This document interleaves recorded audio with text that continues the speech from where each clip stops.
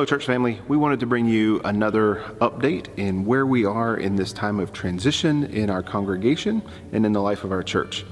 I want to begin by saying thank you to everyone who has extended grace to all of us as ministers, as staff, as lay leaders that are filling in and doing new jobs and new responsibilities that they previously haven't been responsible for, previously haven't been asked to do.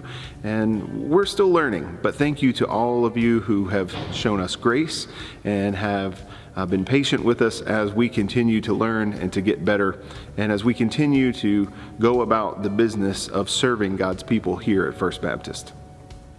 During the month of February, our first month of transition, we have really been blessed with some wonderful services and some wonderful messages. We are grateful for Brian McCartney for filling in 3 Sundays in the celebration service. We're also grateful for Ellie Hilly.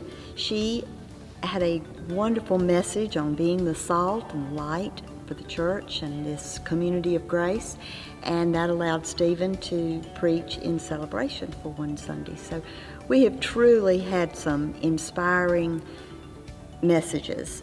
If you have not been able to hear one of the messages, you can always go to the website, www.fbcgriffin.org, and click on Watch Live Services, and you can choose which message you would like to see.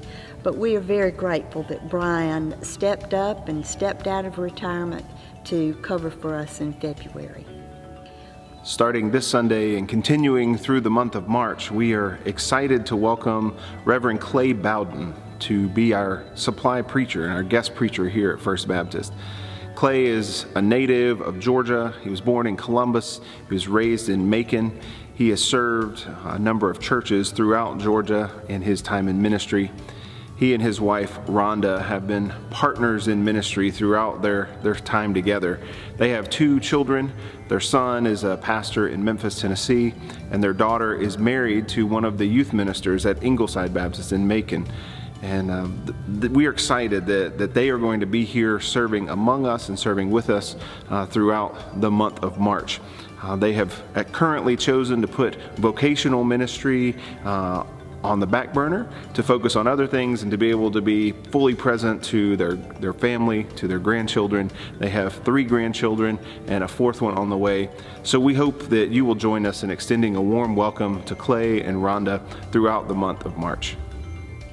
On Sunday, March the 1st, this coming up Sunday, we will have a brief church conference immediately following church over in Morgan Hall.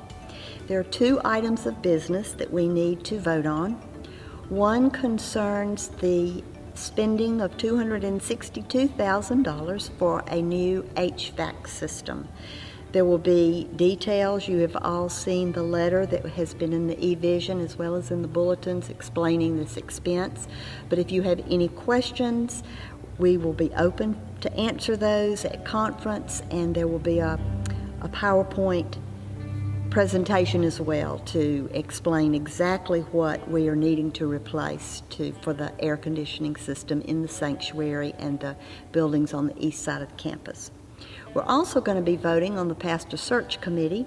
We have identified a Pastor Search Committee chair and a wonderful team to be presented as a vote. Those names will be listed in the eVision as well this week, and it will be done by written ballot.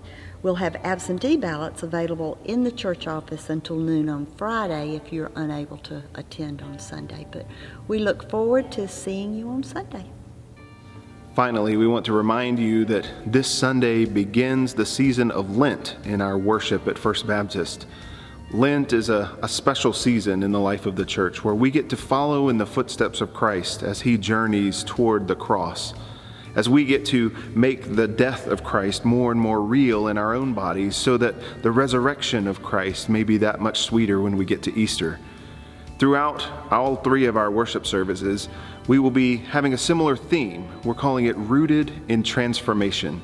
The idea is that God is continually at work with us, that none of us is a finished product, that God is shaping us and molding us to be more and more like Jesus. So throughout this season, we'll be looking at some passages, very familiar ones, mostly from the Gospel of John, stories that you know well, and that will provide us an opportunity to reflect on our own lives, to reflect on the way the Spirit is working within us, to reflect on the ways that God is calling us to let go of some of the things that may be less helpful in our spiritual journey, to take on some new practices or some new ways of being in the world that might help us to be more Christ-like to our families, to our coworkers, to our neighbors, to our community. We hope that you'll join us throughout this season of Lent as we are rooted in transformation.